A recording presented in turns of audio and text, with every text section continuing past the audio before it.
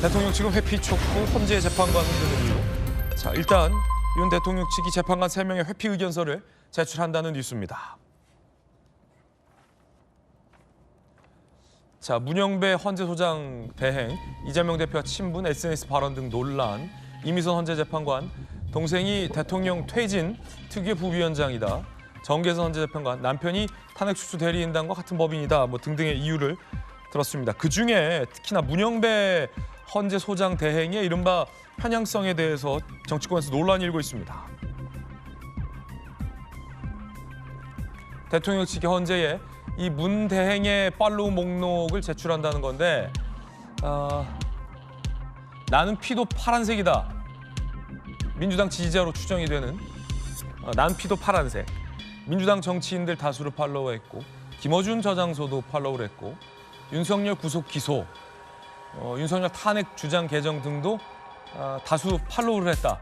현재 문영배 권한대행은 SNS 계정을 삭제한 상황이라고 합니다. 이 같은 계정을 팔로잉, 법관의 양심에 반하는 것, 재판에서 물러나야 한다. 자, 일단 논란인데 양쪽 얘기 들어볼 텐데요. 정혁진 변호사님, 네네. 헌재 재판관쯤 되면 옳고 그름을 떠나서 이쪽 저쪽을 떠나서 사실 SNS에 정치 성향으로 오해받을 수 있는 글을 되도록이면 자제하는데, 대법원 대법관들도 마찬가지고, 문영배 헌재소장 같은 경우에는 거리낌 없이 어떤 정치 성향의 글들을 많이 올려왔던 것 같아요. 그리고 지금 보도에 보면 김어준 씨를 포함해서 대통령 탄핵해라, 물러나라 라는 주장을 하는 분들도 굉장히 많이 팔로우를 하면서 이른바 정치적 오해 살만한 SNS 활동을 굉장히 활발히 했던 것 같은데, 이례적이군요. 어떻게 보세요? 참 독특한 분이에요. 예. 문영배 재판관은. 왜냐하면 제가 아는 후배 부장판사들 중에 조금 예민한 그 친구들은 저랑 고시 공부도 같이 하고 그랬단 말이에요. 그럼 누구야, 김 부장 내가 저녁이나 한번 사줄게. 안 먹어요.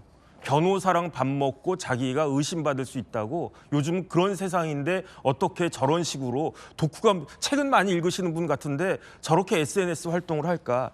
간단하게 생각을 하면요, 제가 기소가 됐단 말이에요. 제가 빵을 분명히 훔쳐먹지 않았어요. 그런데 너 생긴 걸 보니까 빵 훔쳐먹게 생겼다라고 하면서 검사가 저를 기소를 했는데, 재판부가 쫙 구성되어 있지 않겠습니까? 그런데 판사가 있는데 그 판사의 남편이 어떤 사람이냐, 정혁진 도둑놈이니까 처벌하라고 시국선에 서명을 갖다가 했어요. 그다음에 또 다른 판사는 동생이 어떤 사람이냐, 정혁진 저 도둑놈을 처벌하기 위한 촉구 특별위원회가 만들어졌는데 거기에 실질적인 위원장이었어요. 그러면 제가 그런 재판부에서 재판 받을 수 있겠습니까? 만약에 그런 상황이면 그런 재판부에도 불구하고 나는 재판 받을 수 있겠다, 사법부를 내가 신뢰하니까 재판 받겠다라고 생각하시는 시청자 계시면 손 들어보세요. 그다음에 제일 중요한 건 뭐냐면은, 재판장은 어떤 사람인가. 제가 회사 대표이사란 말이에요. 그런데 제가 도둑놈으로 몰려가지고 깜빵 가면 어떻게 되겠습니까? 대표이사에서 물러나야 되잖아요. 예. 그러면 후임 대표이사가 선출될 거 아니겠습니까? 그런데 내가 물러나게 되면 그 내 후임으로 대표이사가 될 가능성이 굉장히 높은, 제일 높은 사람하고 제일 가까운 절친 중에 한 명이 재판장인 거예요. 지금 상황이. 그런 재판부에서 재판이 이루어졌을 때, 그래서 실질적으로 나는 억울하다고 생각하는데 절도죄로 처벌받아서 깜빵에 갔을 때 거기에 대해서 수긍할 수 있는 사람이 누가 있겠는가? 당사자가 수긍하겠습니까? 우리 가족이 수긍하겠습니까? 제 친구들이 수긍하겠습니까? 지금 헌법재판소가 저런 모양이다. 그러니까 많은 사람들이 부글부글 끓고 있는 것이 아닌가. 헌법재판소는요, 사법부 독립 운운하기 전에 본인들 처신부터 좀 제대로 하고 본인들 그것부터 좀 잘해야 되는 것이 아닌가 싶습니다. 예.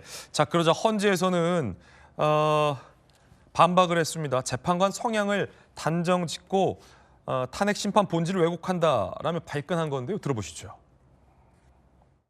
헌법과 법률을 객관적으로 적용함으로써 이루어지는 것이지 재판관 개인의 성향에 따라 좌우되는 것이 아닙니다. 그런데 정치권과 언론에서 재판관의 개인 성향을 획일적으로 단정짓고 탄핵 심판의 본질을 왜곡하는 경우가 발생하고 있습니다. 이로 인한 사법부의 권한 침해 가능성에 대하여 헌법재판소는 우려를 표하는 바입니다. 자, 그러자 다시 여권에서는 그렇게 떳떳하고 문제가 없다면 문영배 헌재 소장 대행이 본인의 SNS는 왜 갑자기 삭제했느냐, 이재명 대표는 왜 갑자기 언팔했느냐라는 반박도 나오고 있는 상황입니다. 조규 변호사님, 앞서 정혁준 변호사님 의견 들으셨는데 어떻게 보십니까? 그러니까 이 윤석열 대통령 측이 얼마나 이 편향성 문제에 대해서 제시할 근거가 없으면 본인이 직접 쓴 글도 아니고 팔로워가 쓴 글 중에 이런 게 있다. 이 정도 리스트를 지금 제출하고 있는 거 아닙니까? 헌법재판소법 24조에 제척 기피 회피 사유가 정해져 있습니다. 사건과 재판과는 직접 관련성이 있거나 당사자 관계이거나 친족 관계이거나 이거 해당되지 않지 않습니까? 그리고 공정한 재판을 받지 못할 염려가 있을 때는 기피 신청을 하면 됩니다.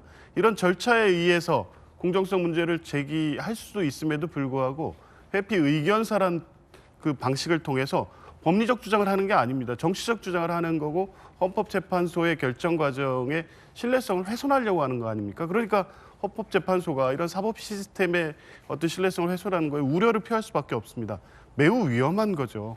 지난번에 1월 19일 날 서부지법 사태 왜 일어났습니까? 대통령 측이 그리고 국민의힘이 적법하게 법원이 발부한 체포영장, 구속영장, 그에 따른 영장 실질 심사를 통해서 구속영장이 발부되는 이 적법한 모든 사회에 대해서 모두가 불법이고 대한민국의 법이 무너지고 있다.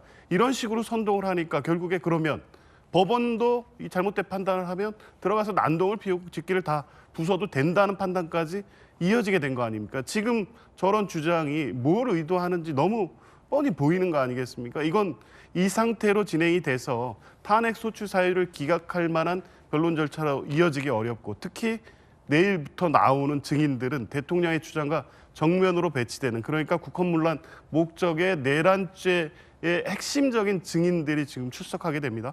정상적 변론을 통해서 탄핵 소추를 기각하기 어렵다는 판단을 하고 있을 겁니다. 그러면 결론적으로 뭐냐면 불복하기 위한 명분을 만들기 위해서 자꾸 공정성 문란을 제기하고 있는 거죠. 그러면 최소한 근거라도 있어야 됩니다. 헌법재판소법이 정한 제척사유에 분명히 해당된다거나 기존의 어떤 판결에서 이념적 편향성, 당파적 편향성을 분명히 보여줬다. 이런 근거 정도는 제시해줘야 되지 않습니까? 그런데 직전에 이상민 행안부 장관에 대한 탄핵 심판, 이정섭 검사에 대한 탄핵 심판, 문영배 재판관 등 모든 헌법재판관들이 전부 기각 의견 냈습니다. 이 부분을 어떻게 설명할 겁니까? 그러니까 헌법재판관들이 본인이 친소관계라든가 어떤 성향에 의해서 판단하지 않는다는 것은 판결로 다 확인되는 겁니다. 이런 부분에 대한 근거 제시 없이 막연하게 팔로워 몇 개 끌어다가 공정성 의심을 한다?